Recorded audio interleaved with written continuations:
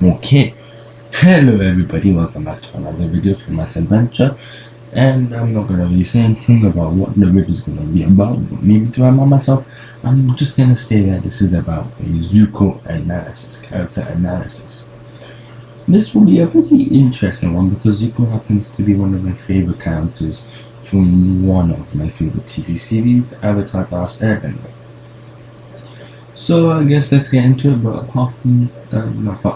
before we do that, don't forget to like, subscribe, share, and comment. Who your favorite characters in Avatar: The Last Airbender, or what your favorite TV series is to be continued with you.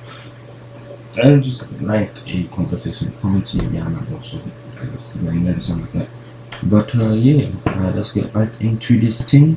Again, do not forget to do something called subscribe. If you do that, then it'll help me a lot. Thank you very much.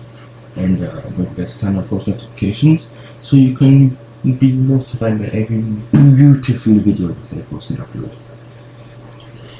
Okay, then let's get right into it. There we go. Okay, so Zuko is actually a great character in Avatar: The Last Airbender. When we first see him, he puts off this vibe of yes, I am like the new Todoroki, but just not in an anime. And that's the type of character Zuko is. He's practically like a Todoroki, but with a little bit more character development. Now I can't really back this up or really say this, so I might actually forget what I just said because I can't say that since I haven't finished My Hero Academia. But in all actuality, Zuko is a character like Todoroki. You see, they both have this father issue, you know what I mean? And their mother is both, just they dipped, they had enough. Todoroki has a sister, yes, but it's a completely different story. Zuko, on the other hand, his father is, I won't really say abusive, but encourages violence amongst the siblings. And this is kinda where we see Zuko's soft side. And it's a really nice parallel between the two characters, and it's really nice to compare the both. But let me get back to season 1 of Avatar: The Last Airbender, where we first are introduced to our oddly to our odd soon-to-be hero. Let me get to that. Now, when we are first introduced to Zuko, he is one of those characters, like I just said, who just stands up so menacingly. He's like a colonizer. I'm sorry, but have you seen this scene though? Like the way that he's practically just colonizing. Anyways, enough of that. So he seems to be one of those, and the way that he talks to his uncle is just if I talk to my uncle like that, I won't be here talking to you. and yeah, it's just really quite disrespectful the way that he talked to his uncle, who was only really there to care for him. And as we see through the remaining 2 seasons of Avatar: The Last Airbender, and of course the books, but I haven't read those, so I can't give you information on that. So basically, Zuko is just, but the thing is, he might have this evil intent of evil until we find out what drives his motive. His evil intent on capturing the Avatar, but he is quite persistent. He literally never gives up. I'm referring to this scene where he caught the Avatar, but it wasn't really Sokka and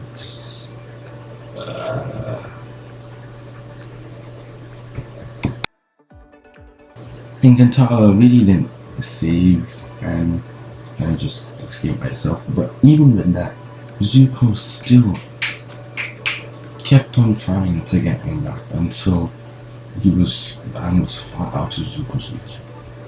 He didn't stop, nor did he give up at all in pursuing the Avatar, even when he had no chance at all. Anyway, we got to let's say the second season, and he has changed actually quite a bit.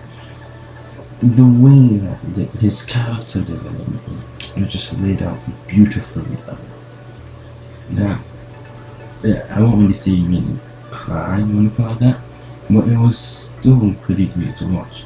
From what he used to be, which was this thing, to him cutting off that part of his head. Still don't know what it's called. Like saying that I'm leaving the family, technically even like refugee and stuff like that.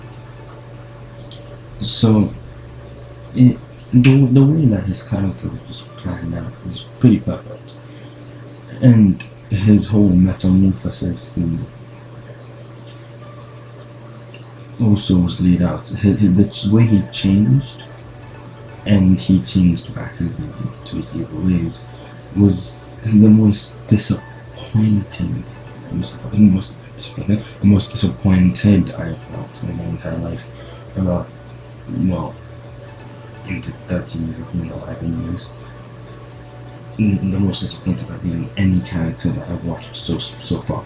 Apart from all those horror movies where those the characters make the most stupid decision. They see a doll that happens to be clearly possessed, and they're like, "Oh, this looks nice, let me give it to my child."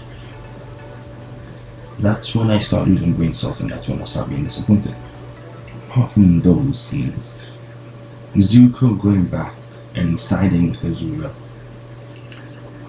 in this fight, which is about to appear on the screen right now, was the most I've really disappointed. And the way that he kind of atoned in the third season, he found the Avatar and the gang, I'll just call it the gang, and he helped. Well, he kinda, pretty much helped learn firebending, even though Katara just taught him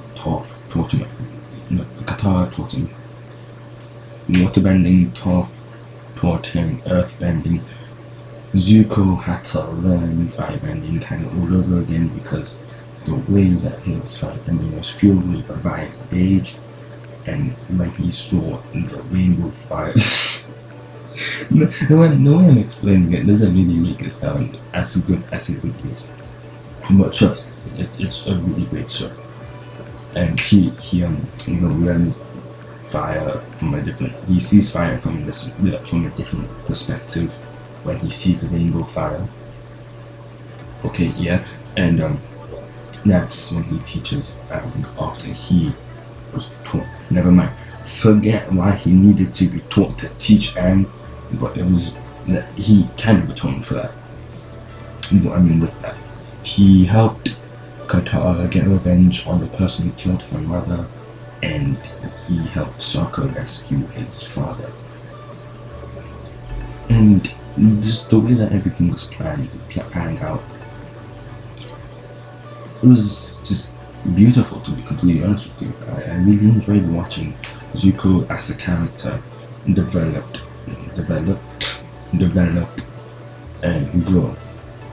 It was like being on a full-on journey with the characters, and that's what I personally love about Avatar: The Last Airbender. There's nothing I can really say I hate about Avatar: The Last Airbender, apart from the fact the way it continued. What is this core? No. But the second season was the most disappointing thing I've watched in my life. I was disappointed there too. That's next level disappointment. Anyways, that's a wrap. I'll have to wrap this up. I'll see you in the next video. Do not forget to subscribe. I will find you. Subscribe right now. But feel free to subscribe. Just a little reminder, turn on post notifications, comment, like, share, things like that. And that's a wrap. See you in the next video. Peace.